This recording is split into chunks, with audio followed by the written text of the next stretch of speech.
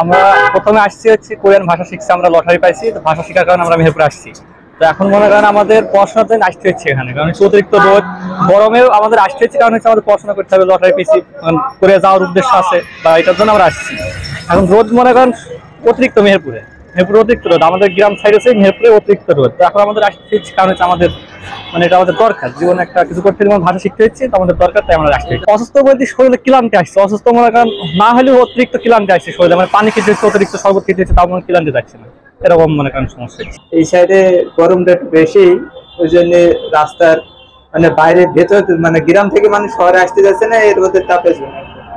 মোটামুটি খুব একটা বেশি না কমও না, আছে। এটাই এই কারণেই মনে হচ্ছে যে মানুষ গ্রামে থেকে শহরে আসছে না এই রোদের তাপের কারণে। আমি একজন স্টুডেন্ট, কলেজে যে যাবো এই যে অতিরিক্ত তাপমাত্রার কারণে যেতেও পারছি না, আবার না গেলেও তো পিছিয়ে যাব। এই যে এখন তো প্রতিযোগিতার যুগ, ধরে এই যে না গেলে রোদে এত তাপমাত্রায় কিভাবে স্কুলে যাব বা কলেজে যাবো, চলে গেলে তো মানে অসুস্থতা দিন দিন বাড়ছে। এই রোদের অতিরিক্ত তাপ, কলেজে গেলে অসুস্থ হয়ে যাচ্ছে, না গেলে আবার পিছিয়ে যাবো। পড়তেছে মনে করেন যে অতিরিক্ত রোদের তাপমাত্রা, আর এভাবে রোদের ভিতরে মনে করেন যে যারা রিক্সা গাড়ি চালায় রোডের মাধ্যমে, এই যে রোদের তাপমাত্রা পড়ছে, এভাবে যদি রোদের তাপমাত্রা পড়ে আসলে আমরা পরিশ্রম করি, ক্লান্ত বোধ হই। তো মনে করেন যে যেতে আজকে সারাদিন গাড়ি চালানো যায় রোডে, দেখা যাচ্ছে বাড়িতে গেলে মনে করেন যে হয় শরীর গরম হচ্ছে, জ্বর ভাব হচ্ছে, এভাবে মনে করেন যে শরীরকে নিজেকে অসুস্থ মনে হয়।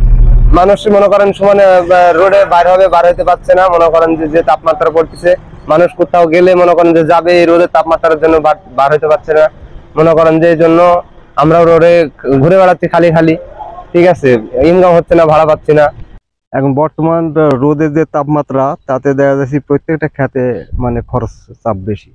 আবার দেখা যাচ্ছে শসা ক্ষেতটা এখানে দেখলাম আমি যে পরিমাণ পানি লাগছে, এতে দেখা যাচ্ছে এত পানি দিয়ে ঠেকাইতে পারছে না, রোদের তাপে দেখা যায় বেলা 10টা পর্যন্ত থাকা যাচ্ছে, তারপরে আর দাঁড়ানো যাচ্ছে না মাঠে। এখানে রোদের খুব তাপমাত্রা, আজকে পানি দিছি, আবার মনে হয় যেন কালকে এসি দেখা যাচ্ছে পানি দেওয়া নেই, বুঝতেছেন। আর এই যে তাপমাত্রায় যে একটা মুনিশ নেবো এসি 10টার ওই করলে তো সে থাকতেই চাইছে না, আর আমি তো কিছু ঠেকাইতে পারছি না, কি করবো এই চিন্তা ভাবনা করে আমি কিছু পাচ্ছি না ভাই।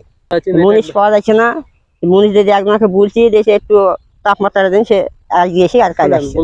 এখন আমরা যে কাজ করবো এই তাপমাত্রায় আমরা তো কাজ করতে পারছি না, বেলা 10টা থেকে 11টা পর্যন্ত আর কিচ্ছু করার নেই, অমনি চলে থেকে ওই সময় কি করে ঠেকাবো, গাছ দেখেন কিরম বেঁধে গেছে।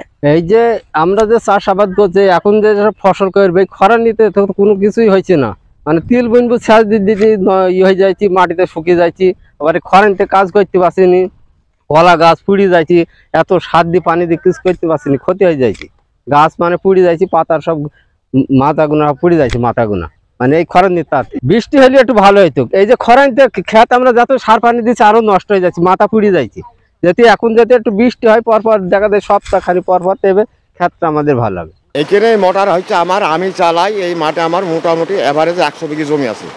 এই 100 বিঘি জমিতে পানি দিতে খুব কষ্ট হচ্ছে, পানি পাচ্ছিনি।